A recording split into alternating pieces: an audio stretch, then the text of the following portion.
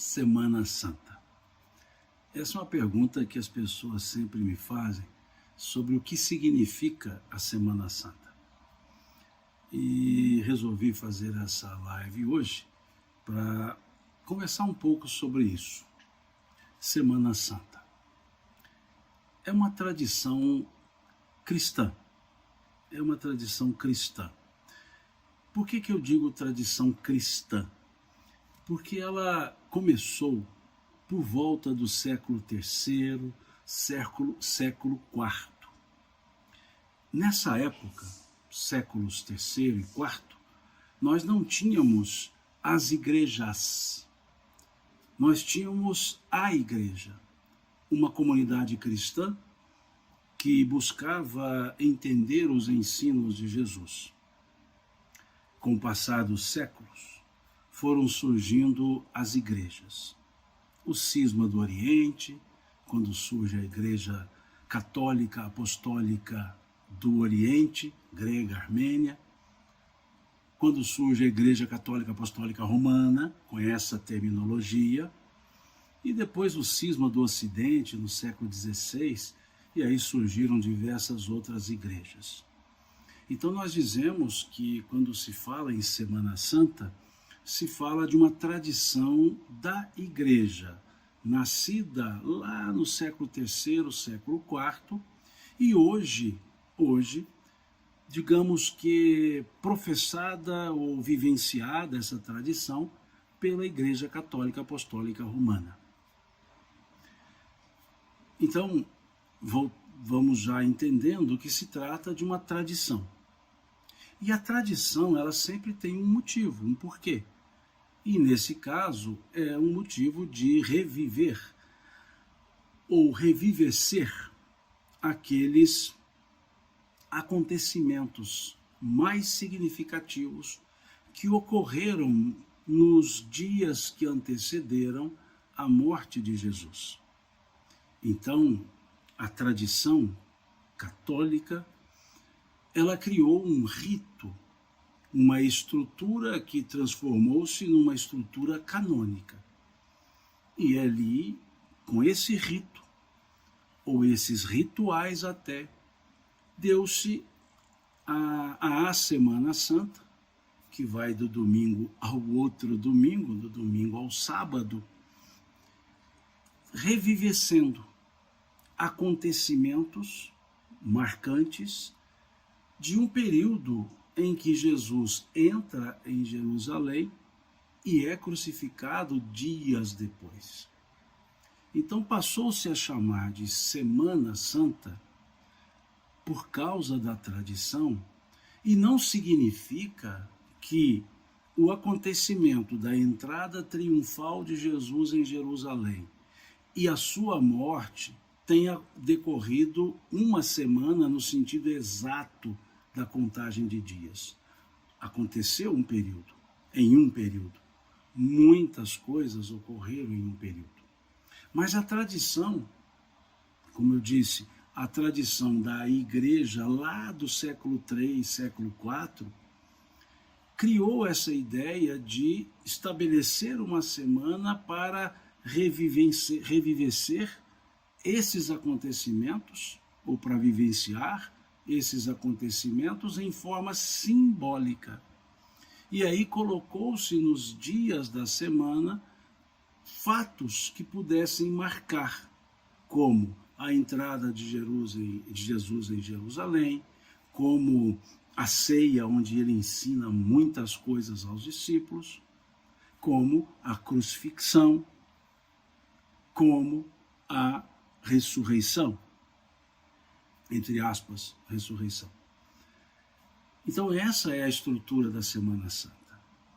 É da cristandade, mas aplicada numa forma tradicional pela hoje Igreja Católica Apostólica Romana e, de certa forma, por algumas outras igrejas também. Eu repito que a tradição surgiu quando havia a igreja, uma só com diversos intérpretes, mas uma só. a Igreja Católica Apostólica Romana e a Igreja Católica Apostólica do Oriente, e aí vem a Igreja Armênia, a Igreja Grega, foi um cisma, uma separação. E aí saem duas correntes, ambas chamadas Igrejas Católicas Apostólicas, só que uma romana e a outra, estou generalizando, do Oriente.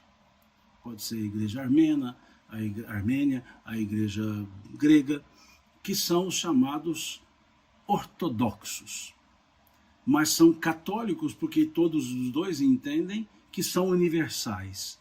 E são apostólicos porque as duas entendem que foram os apóstolos que seguiram com elas.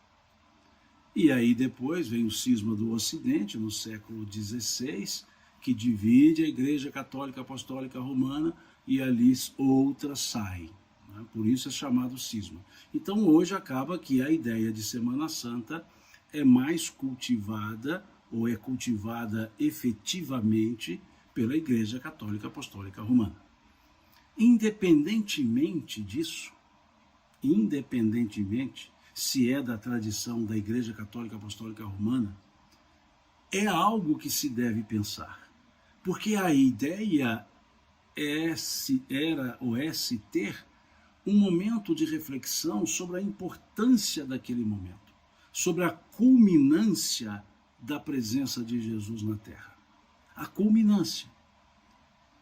Eu não vou falar em detalhes sobre a crucifixão, vou deixar isso para sexta-feira, que nós conversaremos sobre o sacrifício da cruz, as palavras ditas por Jesus na cruz.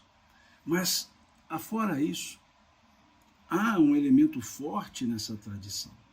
Porque digamos que a opção de Jesus em entrar em Jerusalém foi para, digamos que, fechar o seu messianato. Ele entra, e é chamada de entrada triunfal, que é o que o pessoal chama na Igreja Católica Apostólica Romana de Domingo de Ramos, é aquele momento em que Jesus opta, como ação derradeira, ir a Jerusalém. E é uma entrada totalmente diferente das outras vezes que ele entrou em Jerusalém. Porque ele busca uma entrada, por isso a exegese chama de entrada triunfal. Ele busca nessa entrada os símbolos daquele que seria o Messias, aquele que seria o libertador de Israel. E que símbolo ele busca? O fato dele entrar montado em um jumento, em um burrico. Por que isso?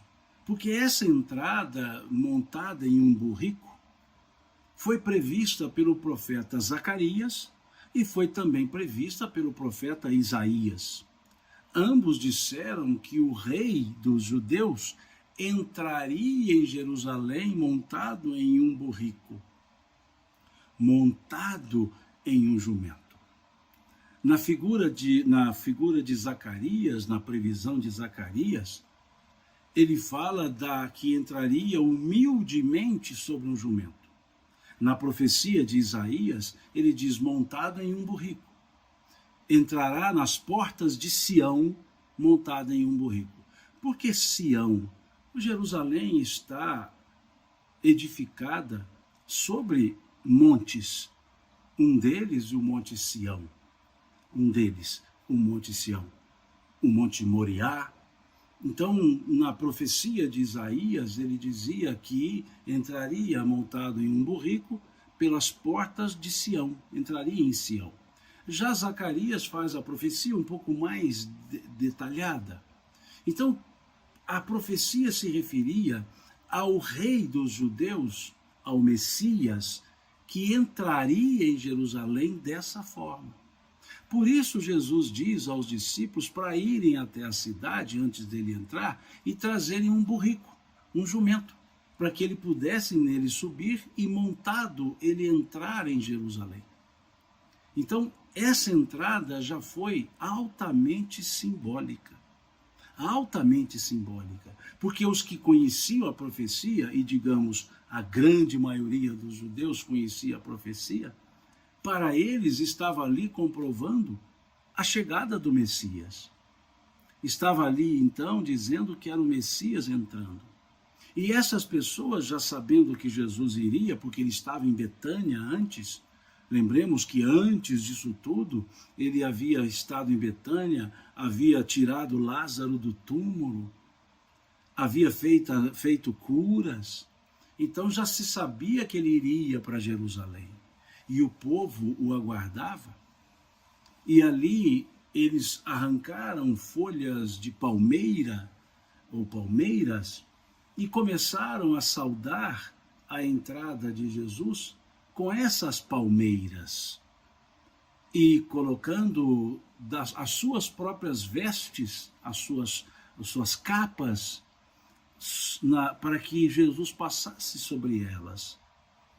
E essa entrada triunfal era o símbolo da entrada do rei, que um rei entrava a cavalo ou entrava numa mula, num burrico. O símbolo do rei entrando a cavalo é o rei da guerra. Entrando a cavalo era a guerra, e entrando no burrico, no jumento, era a humildade, a pacificação. Como que lembrando que ele não era o Messias das armas, era o Messias real da libertação de consciências. E aí, então, essa entrada ela é marcante e, por óbvio, causou muito alvoroço, principalmente no Sinédrio, principalmente junto aos doutores da lei, que buscavam, desde a ressurreição, aspas, ressurreição de Lázaro, uma forma de envolver Jesus, um engendramento para que ele pudesse ser acusado de heresia, para que ele pudesse ser acusado de anátema. Então essa entrada foi, de certa forma, provocativa.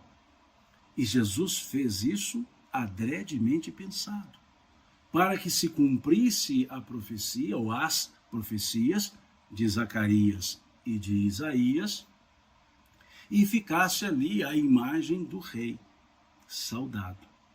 Então, na Semana Santa, busca-se esse fato para rememorar, porque ele é um fato marcante.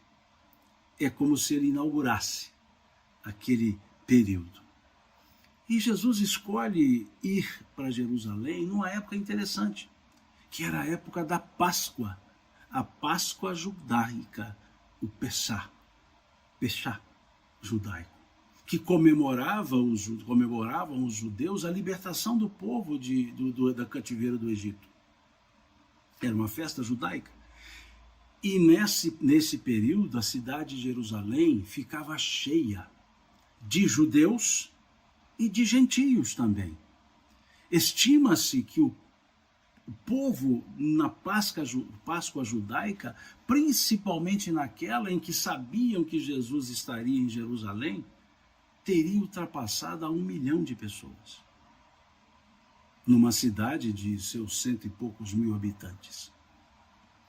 Então vejamos o quão forte foi essa entrada em Jerusalém. E na tradição católica, deixando bem claro, na tradição católica, esse momento é comemorado chamando-o de Domingo de Ramos, como que abrindo a tradição católica da Semana Santa. E é Domingo de Ramos por causa daquela característica das pessoas saudar a Jesus com os ramos de palmeira, né, balançando os galhos de palmeira. Então há essa tradição, que não vem ao caso aqui analisá-la, que é do rito católico, e tem lá os seus outros motivos de cunho religioso, como a unção dos olhos, como a própria bênção dos ramos, e é desses ramos que se faz depois os incensos. Então tem todo ali um conjunto, aí sim, do rito católico, que não cabe-nos julgar, não cabe-nos analisá-los, até porque, volto a dizer, como sempre já disse, não sou católico. Então não cabe a mim fazer juízo de valor das tradições católicas. apenas explicá-las naquilo que é de interesse coletivo, sem entrar em minúcias de teologia, dogmas, cânones. Não cabe a mim assim fazer. Mas é preciso que nós reconheçamos a importância da tradição, cultivada pela Igreja Católica há séculos, mais de um milênio. E isso para chamar a atenção para a importância daqueles acontecimentos culminantes da presença de Jesus na Terra, da sua missão. Então começa ali nessa entrada triunfal. Muitas coisas Jesus fez nesse período entre a entrada em Jerusalém e a crucifixão. Muitas curas ele fez, muitas parábolas ele contou, com muitas pessoas ele conversou, expulsou vendilhões do templo,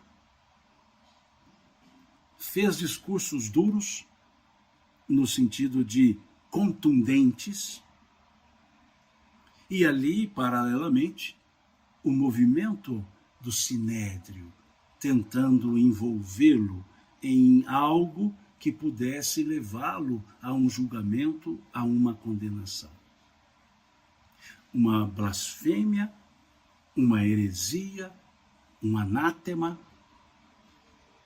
Lembrando que aos judeus não cabia a pena de morte, desde que não fosse dentro do templo, porque se fosse, cabia o apedrejamento, chamado lapidação. E nesse período todo, então, Jesus vai fixando o seu discurso, a sua fala, faz críticas aos fariseus, faz ali diversas críticas à hipocrisia, confronta alguns elementos da lei no aspecto de mostrar a impropriedade interpretativa que eles davam às falas mosaicas, falando em parábolas algumas vezes, em símbolos outras vezes, sobre a sua figura, sobre o Filho do Homem, ser ele o Filho do Homem, dizendo que ele era o pão vivo descido do céu, dizendo que quem não comesse da sua carne, não bebesse do seu sangue, não teria parte com ele. Discursos que, de certa forma, deixavam confusos aqueles homens inteligentes chamados doutores da lei. E cada vez mais buscando o engendramento para puni-lo. Aquele fato ocorrido em Betânia, de Jesus tirar Lázaro do túmulo, aquilo era algo forte para os judeus. Era como o quê? A gota d'água para buscar a condenação. E um discurso que disseram que Jesus teria dito que ele era maior do que Moisés, e assim foram criando, engendrando situações. E Jesus, sabendo que ali era o final da sua carreira física aqui na Terra. Um fato marcante nesse período foi aquele momento de reflexão em que era a ceia pascal. A ceia pascal, que todo judeu fazia e faz, era a Páscoa judaica, a festa do pão asmo, para rememorar aquela saída dolorida e dolorosa do povo hebreu do cativeiro do Egito, em que na pressa com a qual saíram, não levaram fermento, e durante anos comeram o pão sem fermento.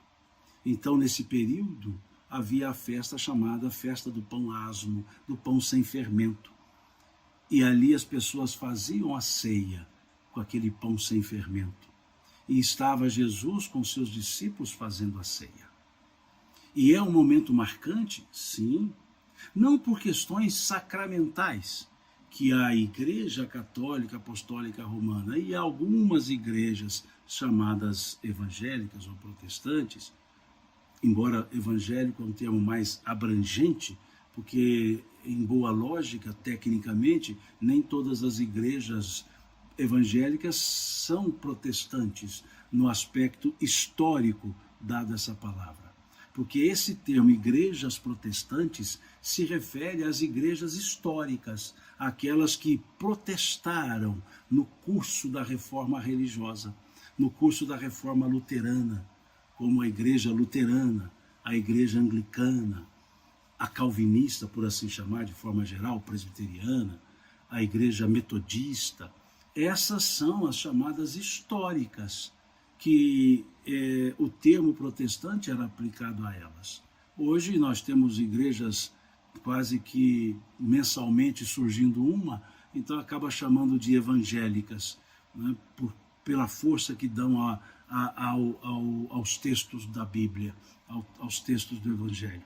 Porque também não se pode dizer que a Igreja Católica não seja evangélica, ela é, porque também prega o Evangelho.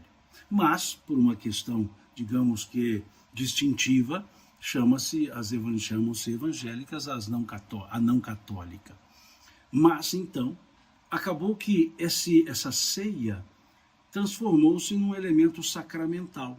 E para algumas igrejas, católica e a ortodoxa, as evangélicas, algumas delas, tomaram como a instituição de um sacramento chamado Eucaristia, em função daqueles dizeres de Jesus em repartir o pão, em repartir o vinho, e dizer: esse é meu corpo, que é dado por vós para a remissão dos pecados, e o vinho, que dizia: bebei, esse é o meu sangue, que é derramado por vós.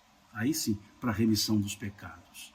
E ele diz isso: fazer isso para celebrar a minha memória. Então, com isso, muitos transformaram aquele momento em um ritual, e daquele ritual em um sacramento, que é chamado na Igreja Católica de sacramento da Eucaristia, e algumas igrejas evangélicas também. Mas nesse jantar, ou melhor, nessa ceia, que era a ceia pascal, muitos outros fatos ocorreram. Fatos de ensinamentos práticos, como, por exemplo, Jesus lavar os pés dos discípulos. O texto é muito rico, o texto de Mateus, o texto de Marcos, o texto de Lucas, o texto de Marcos, o texto de João é belíssimo, belíssimo. E ali Jesus lavando os pés dos discípulos, e chega ali Pedro se recusando a ter os pés lavados, e Jesus dizendo que se não lavasse os pés ele não estaria com ele, e Pedro já diz: lave-me o corpo todo.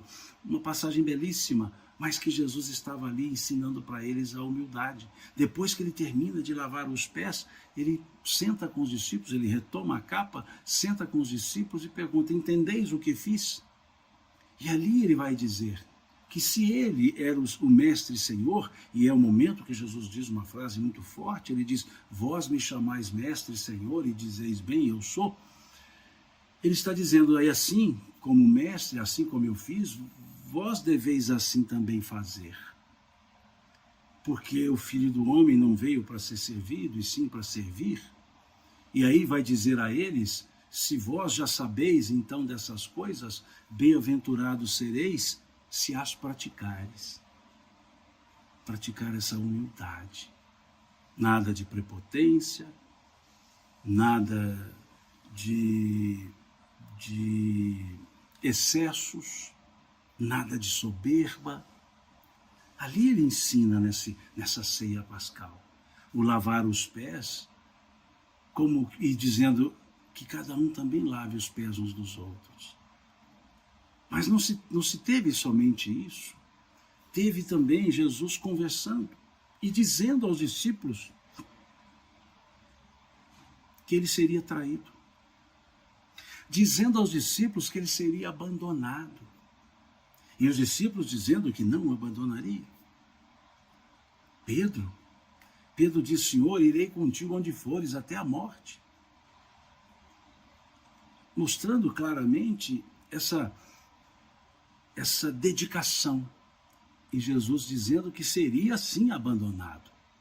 E quando Pedro diz a ele: irei contigo até a morte, Jesus diz uma frase para Pedro, grafada pelo evangelista Lucas, dizendo: Pedro, os espíritos das trevas querem fazer-te dobrar como o vento dobra o trigo. Em outras traduções, querem fazer-te peneirar como se peneira o trigo. Em outras traduções, querem fazer-te cirandar como o vento ciranda o trigo. Veja a fala de Jesus: os espíritos das trevas querem fazer-te cirandar como o vento ciranda o trigo. Ou seja, querem te derrubar. Mas eu orei ao Pai, disse Jesus, para que a tua fé não desfaleça. E quando te converteres, cuida dos teus irmãos. E Pedro insiste, dizendo que não abandonaria. E Jesus diz a ele: hoje ainda, essa noite, antes que o galo cante, negar-me-ás 3 vezes. Mais um fato acontecido na ceia. Na ceia em que Jesus indica o traidor, dizendo: aquele que molhar o pão comigo na mesma tigela, na mesma tina, aquele que molha comigo. E vira-se para Judas e diz: o que tendes de fazer, faze rápido. Ali nós temos Jesus falando da importância de rememorar aquele momento. Aquele momento. E aí sim, ele parte o pão, porque era o rito pascal. Ele oferece o vinho, porque era o rito pascal. E aquilo se torna num símbolo muito grande. Naquela figura de linguagem, dizendo: esse é meu corpo que é dado por vós, esse é o meu sangue que é derramado por vós, num simbolismo óbvio, mas que virou motivo de discussões sobre a transubstanciação ou a consubstanciação, discussões teológicas, que fez dividir a igreja também. Foi um dos elementos lá do cisma do Ocidente do século XVI, porque entendia a Igreja Católica que aquele fato de simbolismo, corpo, pão e vinho, seria uma transubstanciação, uma transformação do pão em corpo e do vinho em sangue. Então, para a Igreja Católica, houve ali a transubstanciação. Para a grande maioria da Igreja evangélica, das igrejas protestantes também, houve a consubstanciação. Ou seja, 2 elementos num simbolismo. Mas ali era forte para dizer a importância da partilha e a importância daqueles discípulos. Porque também nessa ceia pascal, Jesus faz uma prece belíssima pelos seus discípulos. Eu vou ler essa prece daqui a pouco, porque é o capítulo 17 do Evangelho de João, o capítulo inteiro é uma prece. E ali, também nessa ceia, eu sugiro que leiam capítulos 14, 15 e 16 de João, porque é onde nós temos belíssimos ensinamentos, belíssimos, como começando o capítulo 14, Jesus dizendo: não se turbe o vosso coração, credes em Deus, crede também em mim. Na casa do meu Pai há muitas moradas, se assim não fora, eu vou-lo teria dito, pois vou preparar-vos o lugar. E quando eu for e vos preparar o lugar, voltarei e vos receberei para mim mesmo, para que onde eu estou estejais vós também. Vejamos que beleza de fala. E vós sabeis o caminho para onde vou? Disse-lhe Tomé: não sabemos para onde vais. Como saber o caminho? Respondeu Jesus: eu sou o caminho, a verdade, a vida. Ninguém vem ao Pai senão por mim. Se vós me tivesseis conhecido, conheceríeis também a meu Pai. Desde agora conheceis e o tendes visto. E aí ele vai continuando, belíssimos ensinamentos, dizendo: as palavras que vos digo, não as digo por mim mesmo, mas o Pai que permanece em mim faz as suas obras. Crede-me que estou no Pai e o Pai em mim, crede ao menos por causa das mesmas obras que faço. Em verdade vos digo que aquele que crê em mim fará também as obras que eu faço e outras maiores. Tudo quanto pedirdes em meu nome, isso farei, a fim de que o Pai seja glorificado no Filho. Se me amais, guardareis os meus mandamentos. E segue.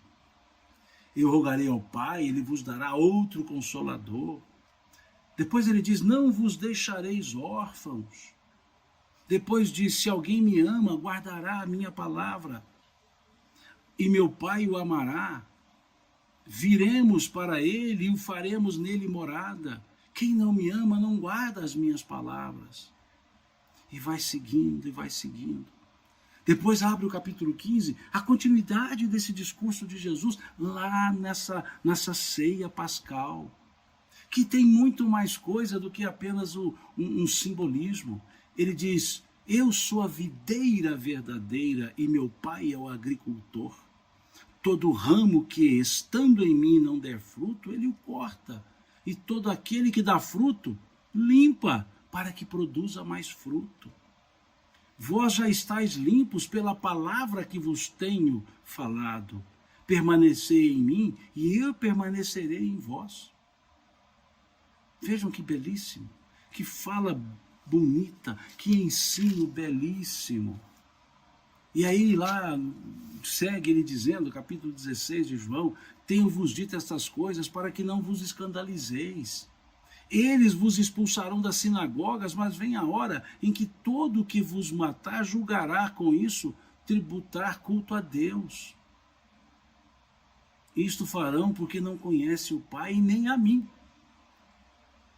Veja, e aqui ele vai trazendo muitos ensinamentos. Traz uma palavra de despedida aos discípulos. Essas coisas vos tenho dito por meio de figuras. Vem a hora em que não vos falarei por meio de comparações, mas vos falarei claramente a respeito do Pai. Aqueles discípulos que ele tanto prezou. Tanto prezou. E naquela noite da ceia, Jesus faz uma prece. A maior prece que está nos evangelhos.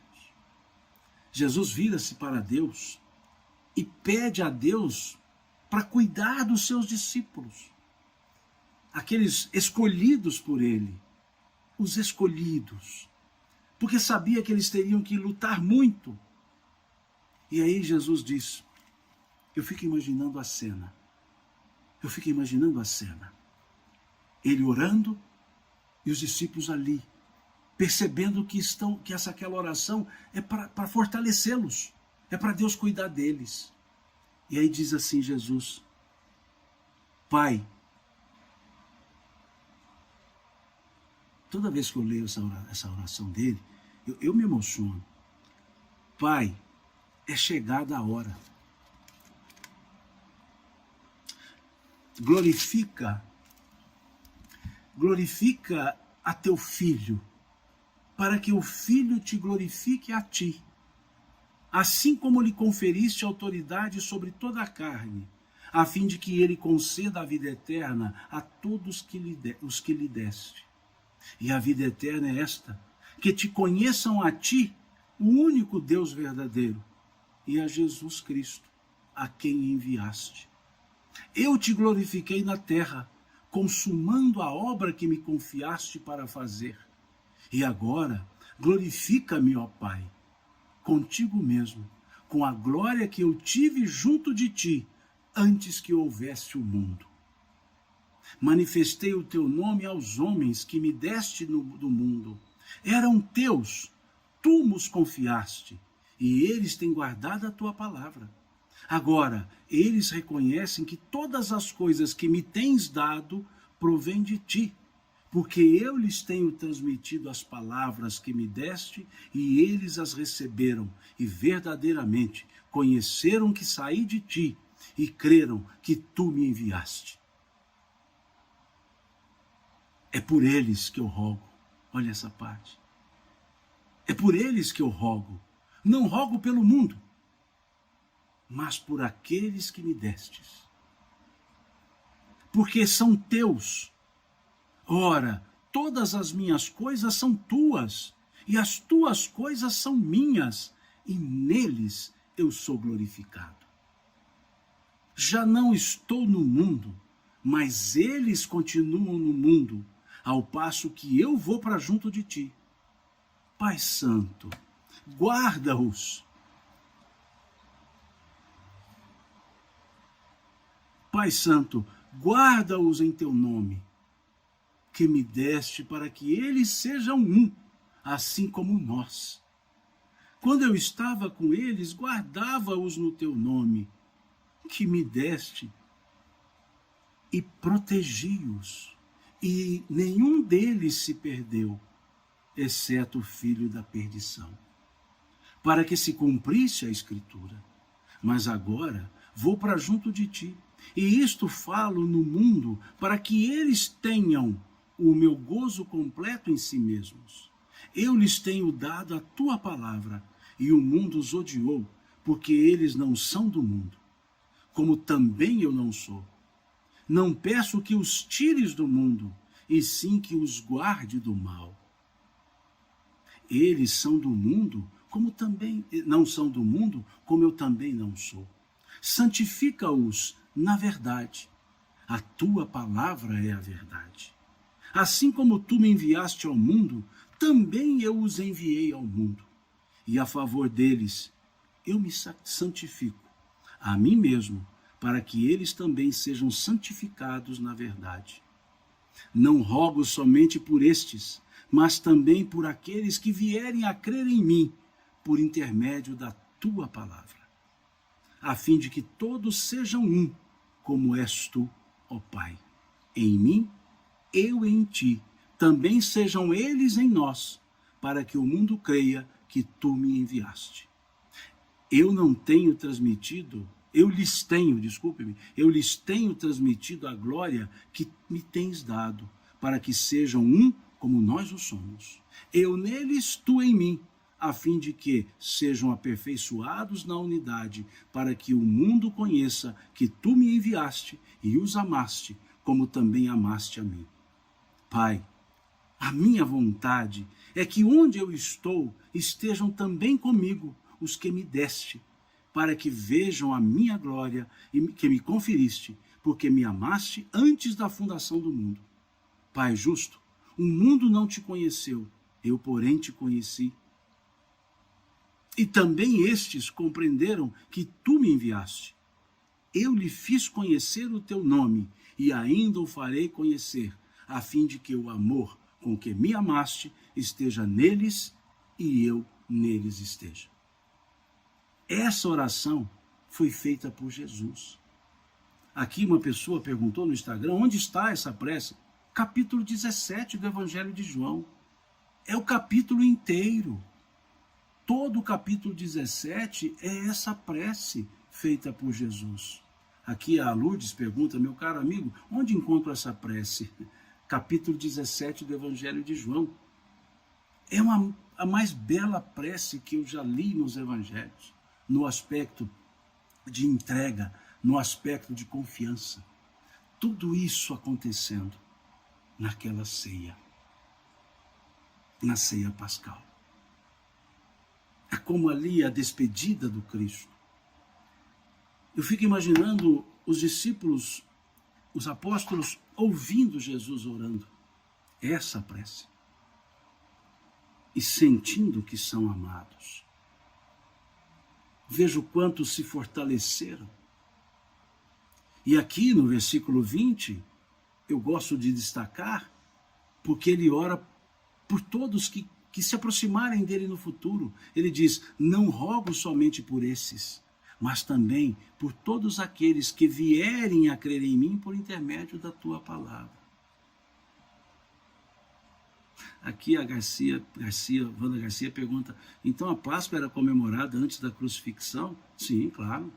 A Páscoa é uma festa judaica. Com a crucifixão e, entre aspas, ressurreição de Jesus, criou-se a Páscoa cristã, que é comemorando o reaparecimento, vou usar o termo do texto, a ressurreição de Jesus. E aí as duas Páscoas se confundem no aspecto de libertação. A Páscoa judaica comemorava a libertação do povo de Israel do cativeiro do Egito, e a Páscoa cristã comemora a libertação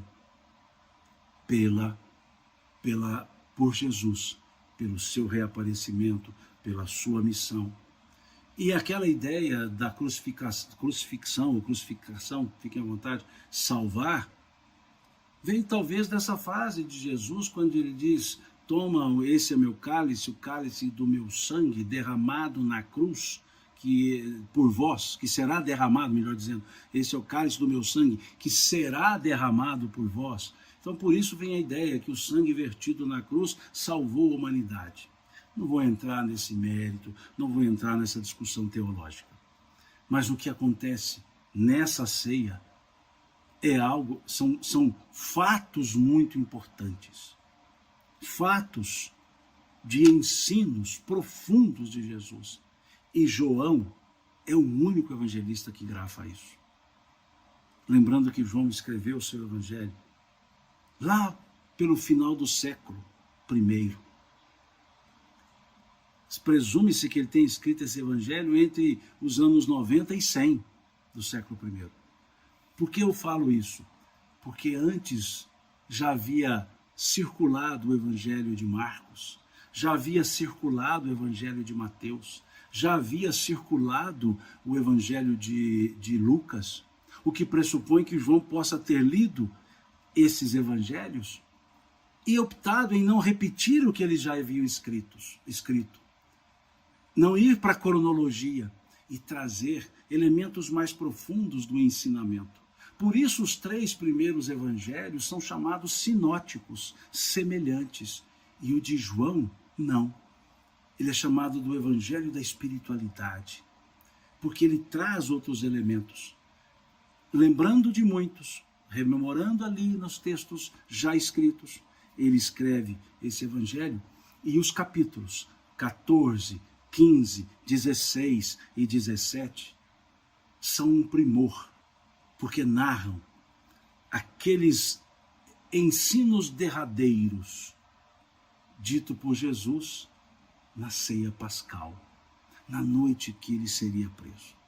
Porque terminada a ceia pascal, ele vai para o Getsemane.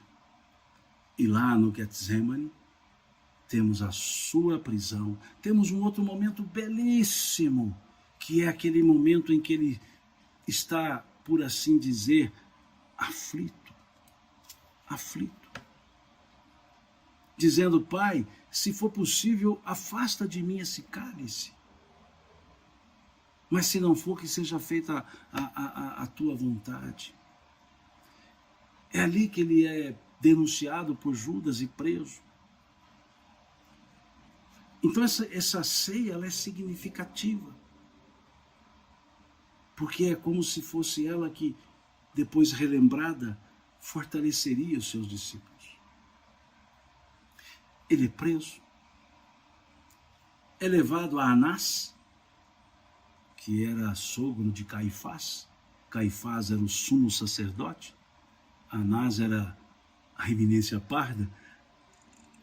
Anás ali o interroga, Caifás o interroga, levam-no a Pilatos, Pilatos o interroga, levam-no a Herodes, Herodes o interroga, volta para Pilatos, Pilatos o interroga, e a pressão dos doutores, do sinédrio, e a pressão deles, crucifique, crucifique, crucifique. Ele entra para a via chamada hoje Via Crucis, ele vai então ser condenado à morte. Pilatos condena por falta de opção, por falta de coragem de não condená-lo. muitos engendramentos políticos, muitos engendramentos políticos. Mas ali ele é condenado, vai para a sua via crucis e segue o seu caminho. Aqui Bartolomeu pergunta, essas palavras, afasta de mim esse cálice, qual o significado? O significado de uma pessoa que sabia que seria escarnecido, seria açoitado, seria preso em uma cruz, e que isso causaria muitas dores físicas, dilacerantes. Um ser que sabia que precisaria passar por isso. Por isso ele diz, Pai, se for possível, afasta de mim esse cálice, mas que seja feita a sua vontade. Pronto. Que seja feita a sua vontade. E o interessante dessa passagem é porque ele se afasta um pouco dos discípulos, diz o evangelista, salvo engano, Marcos, ou Lucas, que ele afastou-se à distância de uma pedra atirada. Ou seja, a gente joga uma pedra, aquela foi a distância que Jesus ficou. E ali ele faz essa oração e estava ali com ele Tiago, João e Pedro, mais próximos. E Jesus, quando se afasta, faz oração em volta, eles estão dormindo. E Jesus os acorda dizendo, não podeis velar comigo. Ou seja, não pode ficar acordado comigo nesse momento de tribulação. Então, esse ponto mostra ali uma certa angústia de um ser carnal, mas que não distanciaria da sua missão. Ele volta para uma segunda prece, dizendo, Pai, seja feita a vossa vontade. E volta, e os discípulos estão dormindo novamente. E Jesus ora pela terceira vez, dizendo, cumpra-se em mim segundo a tua vontade. Então ali está ele contando com aqueles seus colegas. Ele então é preso, é julgado.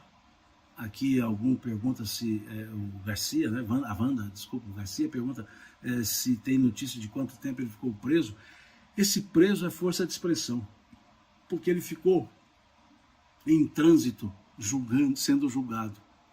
Anás, Caifás, Herodes, Pilatos e Pilatos de novo. E depois ele vai ser açoitado. Isso tudo ocorre ao longo de uma madrugada, que presume-se seja de quinta para sexta-feira. E na sexta-feira, logo pela manhã, ele vai terminando o julgamento, Pilatos expõe a execração pública, o povo insiste na sua crucifixão, ele então caminha ali carregando o patíbulo, né?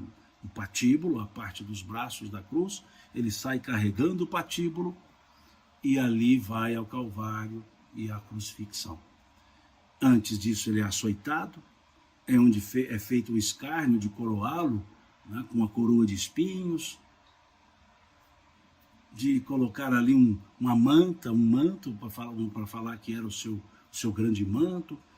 Ele é açoitado agressivamente, volta a Pilatos, e Pilatos tem um diálogo com Jesus, que é um dos diálogos mais profundos.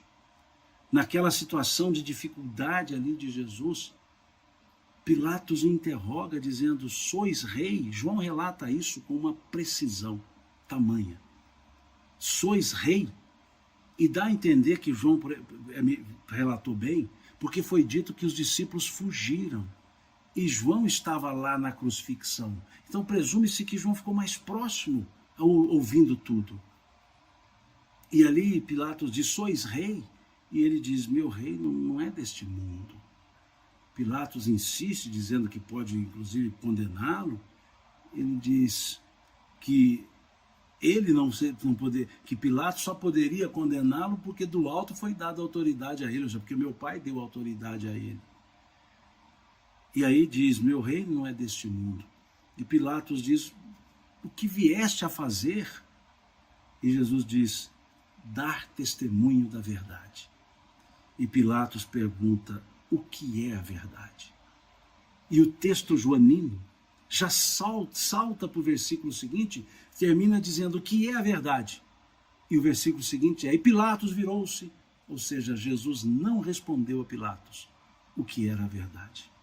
Foi o silêncio mais profundo em ensinamento. A única pergunta feita para Jesus que ele não responde. E o motivo dele estar na terra, como ele mesmo diz, vou ler aqui para vocês. Tu és rei, capítulo 18 de João, versículo 37. Então lhe disse Pilatos: logo tu és rei? Respondeu Jesus: tu dizes que sou. E para isso nasci, e para isso vim ao mundo, a fim de dar testemunho da verdade. Todo aquele que é da verdade ouve a minha voz. Perguntou-lhe Pilatos: que é a verdade? E o versículo seguinte: tendo dito isto, voltou-se aos judeus e lhe disse: eu não vejo nenhum crime nesse homem. Jesus não respondeu. Porque verdade é algo tão nobre que não se fala para ouvidos mentirosos. Verdade não é para ser salpicada, é direcionada para quem pode dar valor a ela. Não jogueis pérolas aos porcos, disse Jesus. Então Jesus ali é condenado, é açoitado, leva a sua cruz e vai à crucifixão. Isso já acontecendo na sexta-feira. Já acontecendo durante a manhã, durante a hora nona, a hora terceira, melhor dizendo. Depois segue, e na hora nona ele é morto. Ele morre, ou ele falece, ou se quiserem desencarna, use o termo que quiserem. Mas sobre isso, sobre a crucificação em si, conversaremos na sexta-feira. Farei uma live específica na manhã de sexta para falar do sacrifício da cruz, para falar das palavras de Jesus na cruz, aquela sequência de frases ditas por ele, ali, pregado na cruz. Aqui, a doutora Priscila Antunes pergunta: de onde vem essa tradição de não comer carne na sexta-feira? É tradição judaica? Não. É tradição católica. É uma tradição católica da ideia da mortificação. O que é a ideia da mortificação? Fazer algo que custe muito. E como Jesus foi escarnecido, como Jesus faleceu, como ele teve sua carne cortada pelos chicotes, vem a ideia de abster-se da carne como tradição. E aqui deixo claro, é uma tradição da Igreja Católica, não é um cânone da Igreja Católica. Não é proibido, é recomendado. Não há uma proibição canônica, há uma recomendação de abster-se da carne. Então essa é uma tradição católica, que não é seguida por várias outras igrejas, que não é seguida pelo pensamento de várias outras ideias religiosas do próprio cristianismo. Então é uma ideia tipicamente, é uma tradição, e não vai nenhuma crítica, é uma tradição da Igreja Católica, que eu respeito muito essa tradição, respeito muito as tradições, porque as tradições falam da cultura de um povo. Então eu respeito as tradições, eu não as critico. Eu não as critico, porque temos tradições diversas, tradição de família. Então, embora eu não siga o pensamento católico, embora eu não seja católico, eu respeito as tradições, não as critico, critico e valorizo o simbolismo que essas tradições trazem. E valorizo muito as pessoas que, sendo católicas, seguem essa tradição, porque demonstram um artigo de fé, um artigo de crença. Eu posso não crer nisso, mas quem crê vive isso. Então é preciso que haja o respeito. Quando vemos uma pessoa de uma religião X praticando uma tradição da sua religião, nós precisamos entender que ali, para aquela pessoa, Isso é fundamental. E ela está exercendo a sua fé, a sua crença. E não tem nada que eu diria mais valoroso do que uma pessoa que vive a fé, que sente a fé. Nesse aspecto religioso que eu quero dizer valoroso. Né? Então é isso. Né? As pessoas me perguntam muito sobre essa ideia de Semana Santa, então eu trouxe essa ideia geral para entender que é uma tradição católica, que nem todas as escolas religiosas do cristianismo seguem, mas também para dizer que é para marcar um período de grande significado para essa vinda de Jesus aqui na Terra. É a culminância de tudo o que ele falou, de que ele ensinou. É uma demonstração de entrega. Então, por isso, fiz questão de ler a prece feita por Jesus,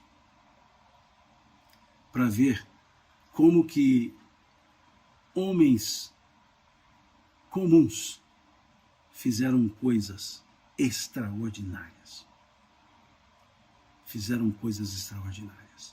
Esses homens eram comuns, extraordinariamente comuns. Por isso foram grandes. Aquelas mulheres extraordinariamente comuns, como Maria, mãe de Jesus, como Maria de Magdala, como Maria de Cleofas, como Salomé, como Joana, esposa de Cusa. Quantas mulheres extraordinariamente comuns vivenciaram esses períodos. E nessa trajetória da Via Crucis, imaginemos a força daquela mulher chamada Maria, mãe de Jesus, Miriam Ben Joaquim. Miriam, Senhora da Luz, encontrando o seu filho, flagelado, agredido, carregando um patíbulo, com sangue ensanguentado, e ela ali, aquela mãe, que quando ele, Jesus criança, caía, ela o levantava, e ali ela o vê caindo, com aquele patíbulo nas costas, e nada pode fazer em seu favor. Aquela mãe vendo o seu filho ali. Para ela foi uma via crucis também, porque a vontade dela era fazer como ela fazia quando ele era criança, que se caísse, esfolasse o joelho, ela dava aquele beijinho e sarava, aquele soprozinho e sarava, aquele beijinho de mãe, vai sarar. E ali ela não podia fazer nada, a não ser ver e acompanhar. Olha o quanto essa mulher é grande, o quanto Maria, mãe de Jesus, é grande, foi grande ali, é grande. É uma mulher que precisamos pensar muito antes de falar dela, porque ela é enorme.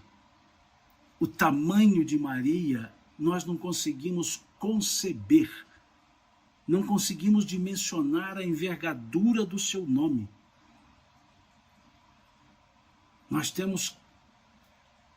Faltam-nos palavras para nos referirmos a ela, de tão grande que era essa mulher. E pessoas acham que ela era uma simples mulher. Era uma extraordinária mãe, mulher, tão forte, que quando as pessoas, no período nascente do cristianismo, cantavam louvores, cantavam hinos, traziam para Jesus, nominavam-no com o sobrenome Maria. Em vez de dizer Jesus, filho de José, que era o sobrenome de qualquer ser, de qualquer homem, era o nome do pai, eles cantavam Yeshua ben Miriam Nassif Shalom, Jesus, filho de Maria, o príncipe da paz. Um dia nós falaremos só sobre ela, para entendermos que devemos muito a essa mulher. Devemos muito a Maria. Aquela mãe que por extensão virou nossa também. Essa é, em poucas palavras, a Semana Santa, em termos de simbolismo. Repito o que disse no início, é uma tradição da Igreja Católica Apostólica Romana, da Igreja Católica Apostólica do Oriente, por assim chamá-las todas do Oriente, mas que, se olharmos os acontecimentos da entrada de Jesus em Jerusalém, a, entre aspas, ressurreição, nós teremos uma aula de cristianismo. E aí eu sugiro que leiam os 4 evangelhos, o evangelho de Mateus, o evangelho de Marcos, o evangelho de Lucas, o evangelho de João, dessas ali começando da entrada triunfal em Jerusalém até Jesus ascender-se. Então, fiz essa live a pedidos.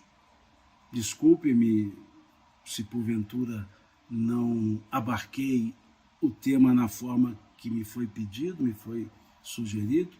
Desculpe-me se porventura não abarquei na forma que vocês gostariam, mas eu agradeço a vocês por estar aqui comigo, ou estarmos juntos, para essa reflexão.